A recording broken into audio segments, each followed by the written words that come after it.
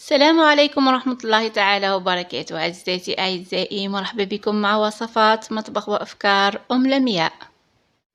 اليوم حبيت نشارككم كيفية تحضير عسل منزلي بطريقة سهلة وسريعة، ورايحين نتحصلوا على عسل ناجح 100%، ما يسكرش معنا، تقدروا تحتفظوا به أطول مدة. ومباشرة نروحوا لكيفية التحضير على بركة الله. في الكسرول نديرو نصف كاس سكر حبيبات، ونديرها على نار هادئة أو تحت الوسط بلا ما نحرك حتى نشوف حبيبات السكر بداو يذوبوا معايا. في هاد المرحلة وين نحرك بالملعقة حتى تذوب معايا كل حبيبات السكر وتصبح سائل على هاد الشكل اللي راه واضح معنا في الصورة. كما قلت لكم طبعا النار راهي قليلة هنا باش ما تتحرقش معايا حبيبات السكر ويخرج لي العسل مر. هنا ندير 2 كيسان ماء، طبعا بكل حذر نبعد يدي باش ما نتحرقش، ونضيف 2 كيسان سكر مع نصف حبة ليمون أو قارص، نعصر العصير تاعها ونرمي الشريحة نخليها تطيب مع العسل. والليمون أو القارص هو اللي ما يخليش العسل نتاعنا تتسكر. ونقول لكم اللي دخلوا أول مرة لقناتي ما تنسوش الاشتراك والإعجاب، شغلوا الجرس باش يوصلكم كل جديد فضلا وليس أمرا. وبالنسبة للمتابعية الأفاضل نشكركم على تعليقاتكم الجميلة المشجعة، ونقول لكم إذا عندكم اقتراحات أو تساؤلات خلوها لي في التعليقات وراح نقراها ونرد عليها بإذن الله.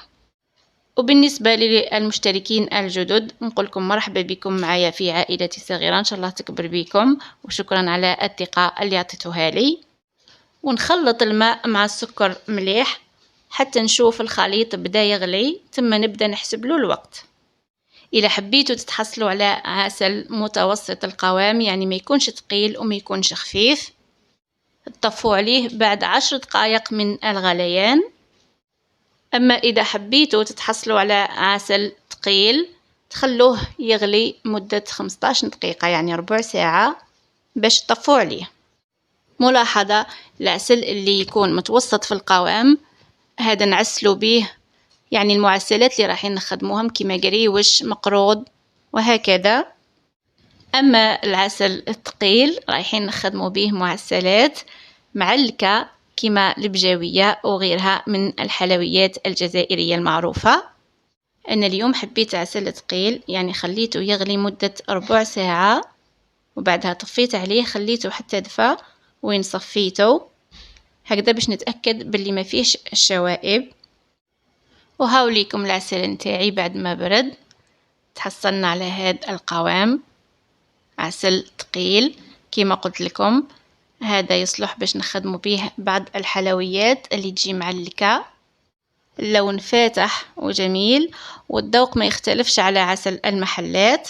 جربوه ورايحين تعتمدوه بعد اليوم. وهنا نكون وصلت معكم لنهاية هذه الوصفة، نقول لكم للفيديو الجاي مع وصفة جديدة. نخليكم في رعاية الله وحفظه، وإلى اللقاء.